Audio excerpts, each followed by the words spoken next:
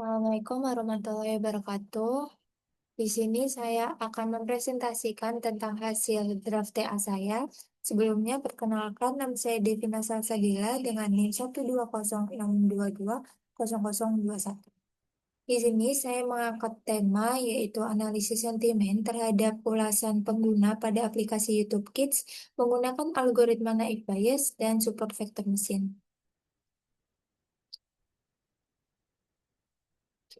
Yang pertama, kita masuk ke pendahuluan, di mana perkembangan teknologi dan komunikasi itu sangat pesat di era modern, terutama dalam media sosial.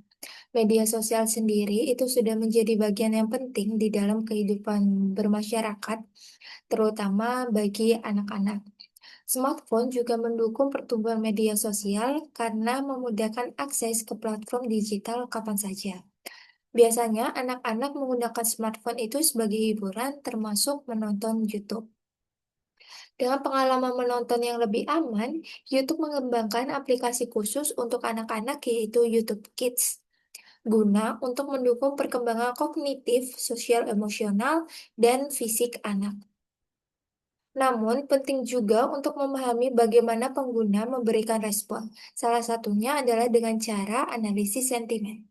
Analisis sentimen sendiri itu digunakan untuk memahami opini pengguna melalui komentar atau ulasan.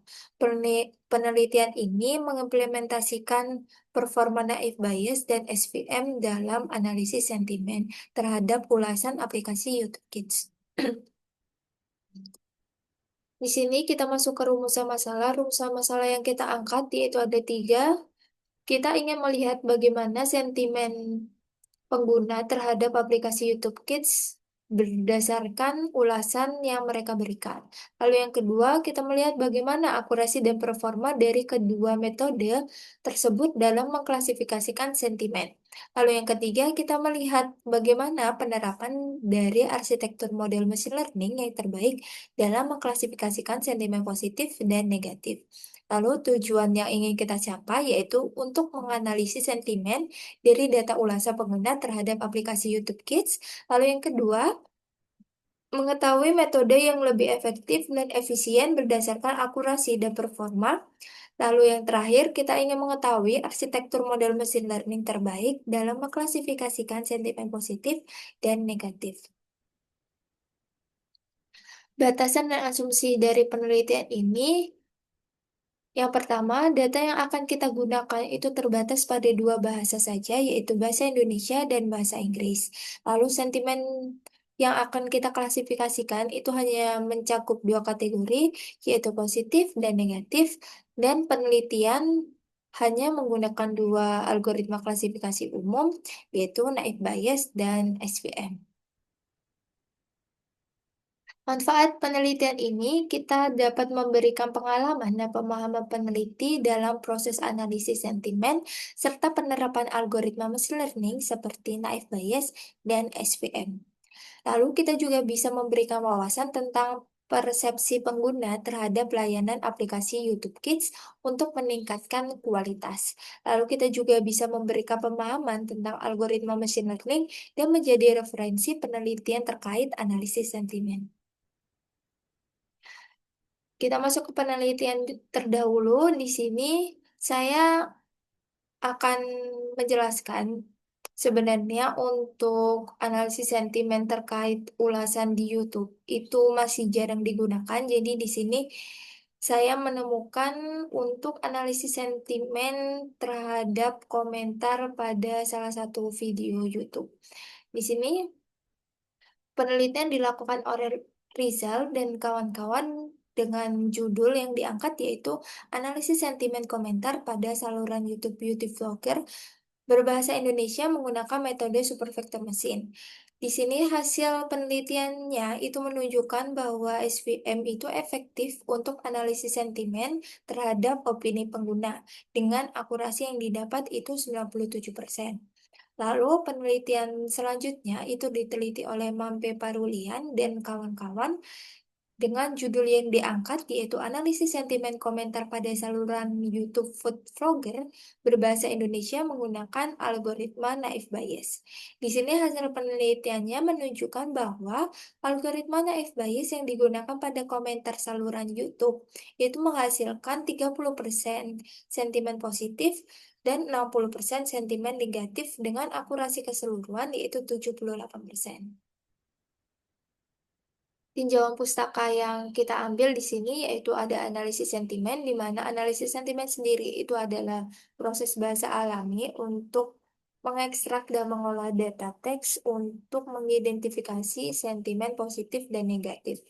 Lalu kita ada web scraping, yaitu proses pengumpulan data dari web secara terstruktur sesuai kebutuhan pengguna. Lalu ada TF-IDF, di sini dia itu merupakan metode pembobotan kata yang digunakan untuk menghitung nilai dari setiap kata dalam dokumen. Lalu ada algoritma naif Bayes, di sini dia digunakan untuk memprediksi probabilitas suatu kelas berdasarkan data yang ada. Lalu algoritma SVM, dia akan menangani data linear maupun non-linear dengan menggunakan hyperline. Lalu ada confusion matrix. Di sini dia merupakan metode evaluasi yang akan digunakan untuk mengukur kinerja model klasifikasi berdasarkan akurasi, precision, recall, dan F1 score. Cara kerja algoritma sendiri, naif Bayes itu untuk menghitung probabilitas suatu kelas berdasarkan fitur yang diamati. Pertama, asumsi bahwa setiap fitur itu bersifat independen. Lalu yang kedua, probabilitas suatu kelas itu dapat dihitung dengan rumus sebagai berikut, di mana C adalah kelas dan B adalah data input. Yang ketiga, menghitung probabilitas setiap kelas untuk data input dan memilih kelas dengan probabilitas tertinggi. Lalu untuk SVM sendiri, dia itu mencari hyperline terbaik untuk memisahkan data ke dalam kelas yang berbeda. Yang pertama, mencari hyperline yang memaksimalkan margin. Yang kedua, menggunakan kernel untuk memetakan data. Lalu yang ketiga, data di kedua sisi hyperline diklasifikasikan ke dalam kelas berbeda. Untuk metodologinya di sini kita menggunakan dua algoritma yaitu Naive Bayes dan SVM. Lalu data ulasan kita akan ambil melalui teknik scraping dari situs Google Play Store pada aplikasi YouTube Kids. Untuk alur penelitiannya sendiri, kita mulai dengan studi literatur, kita membaca jurnal-jurnal yang terdahulu, lalu kita mendapatkan insight, lalu kita akan mengumpulkan data. Setelah pengumpulan data, kita akan melakukan teknik preprocessing, lalu split data, di mana split data ini kita bagi datanya menjadi dua, yaitu data training dan data testing. Lalu kita mengimplementasikan algoritmanya ke dalam dua metode tersebut, yaitu Naive Bayes dan SVM. Lalu kita evaluasi model menggunakan confusion matrix dan selesai. Lalu untuk teknik pengumpulan datanya sendiri, data yang akan kita teliti itu akan dikumpulkan dari ulasan pengguna aplikasi YouTube Kids dari Google Play Store menggunakan teknik web scraping. Ulasan akan difokuskan pada dua bahasa, yaitu bahasa Indonesia dan bahasa Inggris. Teknik preprocessingnya sendiri, kita ada cleaning, scaffolding, tokenizing, stop removal, dan stemming. Untuk implementasi algoritma, kita ada pembagian dataset, yaitu dataset akan menjadi dua bagian, yaitu training dan testing, dengan pembagian 80% yaitu data training dan 20% data testing. Lalu ada TF-IDF yang akan diubah menjadi representasi numerik menggunakan metode TF-IDF untuk menghitung bobot kata. Lalu penerapan algoritma naif Bayes dan HVM untuk mengklasifikasikan sentimen. Di sini kita ada evaluasi model, yaitu di mana kita menggunakan confusion matrix untuk menghitung akurasi, precision, recall, dan F1 score. Sekian presentasi dari saya.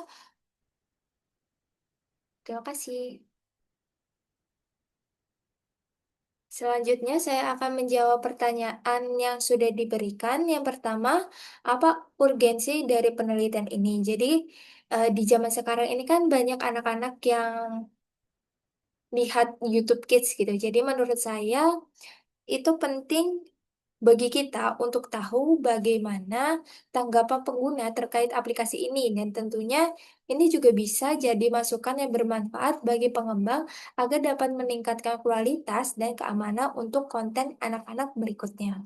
Lalu pertanyaan kedua yaitu mengapa memilih metode tersebut? Jadi karena menurut penelitian terdahulu, kedua metode tersebut itu sering mendapatkan hasil akurasi yang baik. Jadi saya ingin membandingkan apakah memang benar metode tersebut dapat nilai yang baik juga di dalam penelitian yang saya lakukan. Lalu pertanyaan ketiga, output yang dihasilkan itu apa? Jadi saya ingin melihat performa dari masing-masing model itu menggunakan confusion matrix untuk melihat akurasi, precision, recall, dan F1 score, serta mendapatkan insight mengenai kecenderungan sentimen pengguna. Lalu yang keempat, future work yang dapat dilakukan itu bagaimana? Kita bisa menambahkan kategori sentimen, jadi nggak hanya positif dan negatif, jadi kita bisa menambahkan netral, jadi totalnya itu ada 3 sentimen, dan kita juga bisa menggunakan algoritma deep learning seperti BERT atau LSTM, dan yang lain-lain. Lalu pertanyaan yang kelima, mengapa data ulasan dibatasi? Karena biasanya itu kan data ulasan yang paling mayoritas digunakan masyarakat itu adalah bahasa Indonesia dan bahasa Inggris. Jadi itu untuk menyederhanakan prosesnya. Sekian presentasi dari saya. Mohon maaf apabila ada salah kata. Wassalamualaikum warahmatullahi wabarakatuh.